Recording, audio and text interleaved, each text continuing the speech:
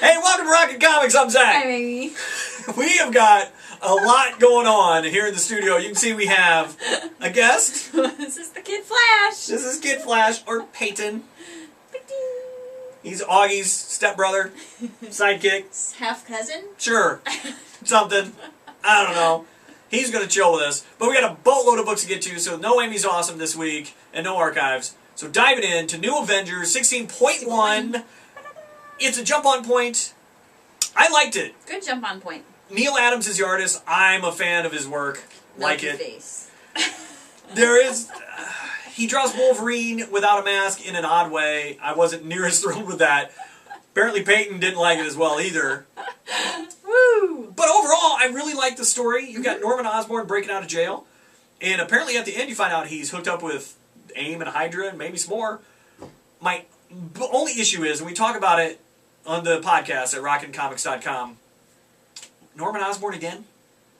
So, but that's for me a minor quibble. Mm-hmm. Otherwise, a really good jumping on point. If you're not a fan of New Avengers yet, that's a book to jump onto. Secret Avengers number 17. I have concerns about this title right now. I gotta be honest with you.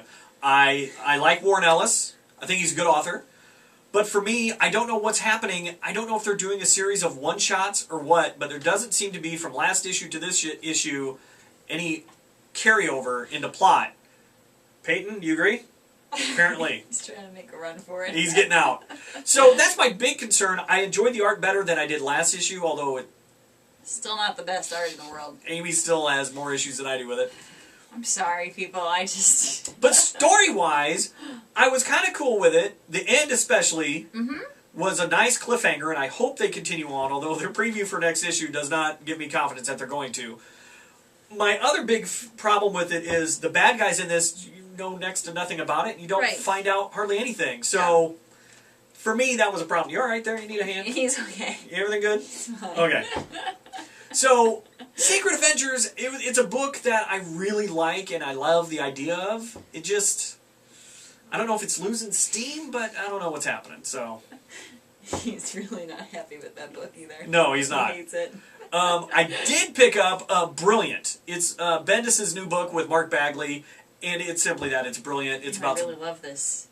See? This is on the back. This is next issue. See? Looks good, doesn't it? Really nice stuff. Bagley's art's good. Bendis I'm a huge fan of. Unapologetically a huge fan of. And this is a really neat book. It's a different type of superhero book where college kids apparently figure out how to get superpowers. So it's a neat premise. I think so far it's a good hook to get you in for the rest of the series. A good number one. Moving on. American Vampire. What can I say? I love this book. The Beast in the Cave. The Beast in the Cave. It's a jump off to another arc. It's a flashback to Skinner Sweet, the main vampire. It's a story of his youth before he becomes a vampire. Scott Snyder, the storyteller, once again, thumbs up. For me, American Vampire, kind of like Super Dinosaur. Super Dinosaur. American Vampire gets Rockin Comic Series of the Year forever and ever. Amen. So, those are out of the way. Pretty good batch. American Vampire for me, the best of that batch. But that's okay. Probably fair. Moving on to the new number ones from DC. I gotta be honest, Justice League Dark, I had a lot of promise for. I felt a little let down. Maybe we talk an awful lot about it in the podcast, go check it out, but for me, I didn't feel connected with these characters, and I'm not sure what the hell's going on. Yeah, I think that's probably part of the biggest downfall. You don't know what's going on. They don't give you a reason to really care. Yeah, I'm not sure what these characters are about, so I'll stick around, because I'm intrigued by the main, I don't know if it's not even bad person, the girl in it, so I don't know what the deal is. I'll probably stick around for at least 2 more issues, we'll see. I was kind of disappointed. Superman number 1! Meh. Also disappointed. Disappointed in Superman. I mean, that's painful to say that, but... And going in with George Perez writing it and doing the breakdowns, you'd think, okay, this is going to rock, and it's going to come out on toast and be awesome. It doesn't work that way. It didn't. For some reason. For neither one of us. And I don't know. It's one of those that's hard to put a finger on exactly what it is that's not working. It just doesn't. We talk in the podcast a lot about where our biases come from. I'm a huge Batman person. You're a big Flash person. Neither one of us a big Superman person. That could have something to do with it. I'm not saying this is a bad book or Right. bad story or bad art. It just doesn't connect with me. So Right. it left me kind of, maybe I'll get number 2. I'm gonna have to check with a Superman fan and see what their take on it is. There you go. And just see. We'll see. Moving on. Savage Hawkman was one of those that intrigued me simply from the title alone and the cover art, which they stuck with. I picked it up and I liked it. I liked it. It was interesting. Good art. Neat story. Am I going to stick around with it? Maybe. You know, if you're new, I think this as a number 1 for DC does the job. Yes, I agree. It makes you... It gives me enough to want to look forward to issue 2. You really can't ask for much more from a book. So Yeah. Good stuff. will I continue with it? I don't know. Maybe. We'll see how the money goes. So, moving on to Batman, The Dark Knight, number 1. I will say this. Paul Jenkins, I love the way he draws Batman. Really nice. Absolutely love it. Splash pages of Batman. Yeah. It's Very, just, very good. Where's the, what is it, that first page? Yep. That one right there. This one. It's just, God, that's Batman. That This is. is Batman. And it's just one of those that there's no question about how... No, you're right. I can't even It's put very it into words. Batman. That's the only way to describe it, is that it's very Batman. And that's what you want from a book like this. Yes. I was better with the art overall than you were. Yes, I had some sort of serious problems with the art outside of Batman. And which we had this with, was it just Batman, the last one? Oh, no, yes, with Batman number 1. Yes, Batman number 1. I liked Batman, I liked the bad guys, I liked the scenery, but I didn't like how the just people were drawn. No, yeah. Shake your head. No, it's just bad. Yeah, no, They're not bad. It's not horrible. It just doesn't click with me. It felt messy and unnecessarily lined, and not a fan. Okay. I was much better with it, but I get your point. Yeah. So, Batman Dark Knight, I would classify that as really good. Better than Superman in my opinion. But that's just me. We weren't Superman people. So. No, we're not. For me, the biggest surprise this week, and I grabbed it simply because it was different, is All-Star Western number 1, featuring Jonah Hex. And it was surprising for a number of reasons, because it's not set in the West. It's set in Gotham. I didn't think about that, but yeah, okay. All-Star Western, not really set in the West. No. But I really like the fact that it was set in Gotham. You get Yes. introduced to the original Dr. Arkham. You get introduced to a Cobblepot, who happens to be mayor. So I enjoyed the art and the style, and there was a lot about this book that I'm glad I picked it up. I think they did a really good job, once again, for number 1. Yeah. It gets the job done in a really good way. And it's not your typical superhero book, which I really appreciate. Yeah. Kind of like how I appreciate how American Vampire, not your typical vampire book. I don't think this is your typical Western or your typical superhero book. But it's just a good book. Yep. Yeah. Yes, indeed.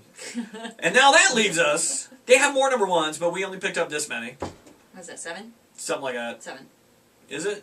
Yep. Yep, 7.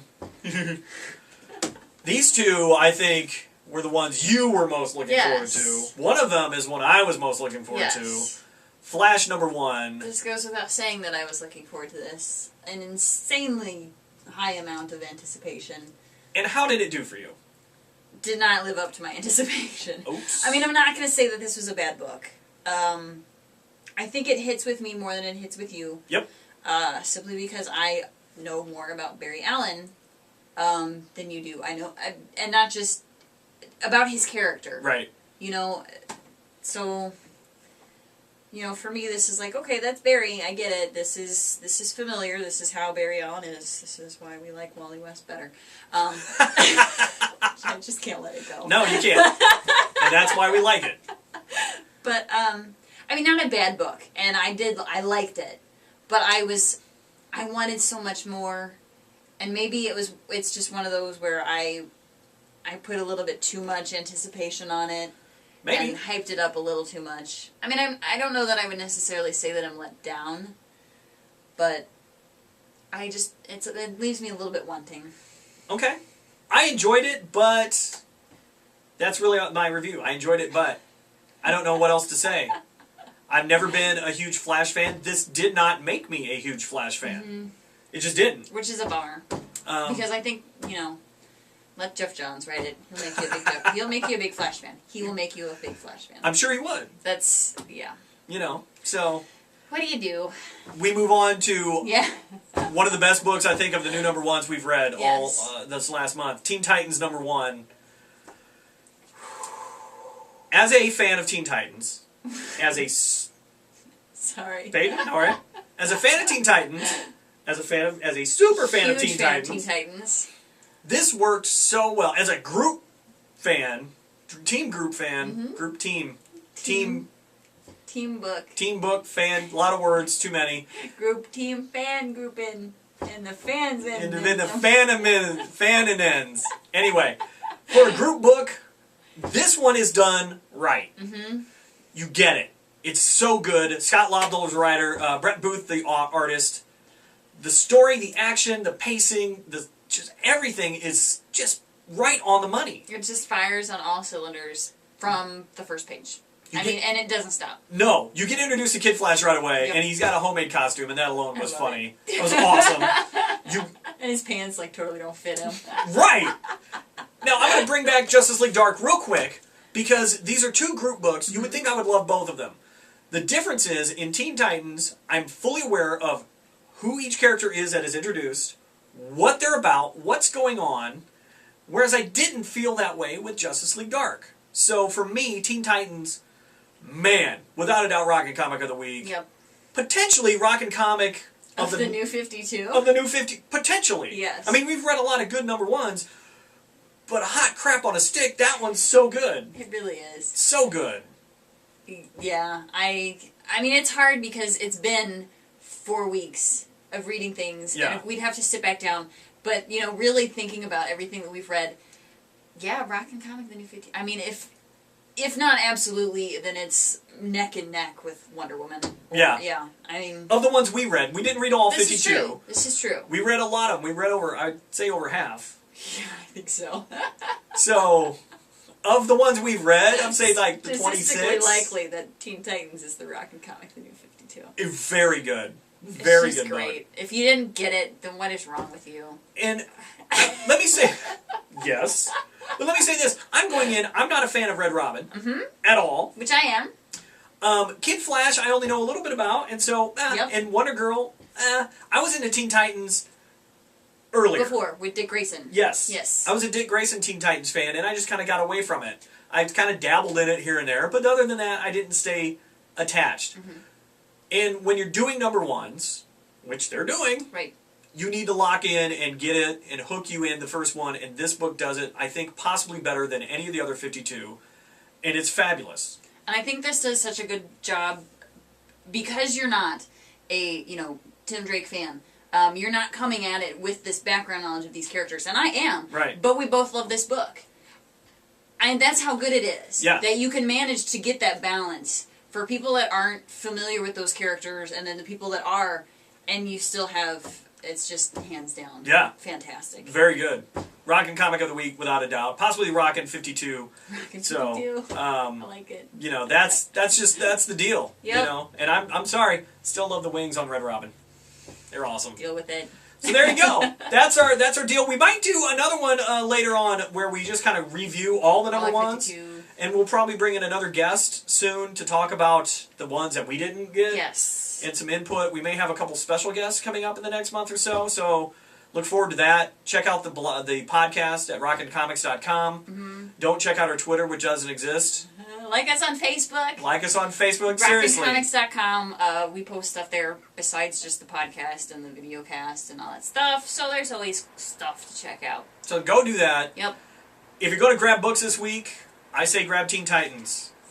And if you like vampires, grab American Vampire. I can't do it without being like, Teen Titans!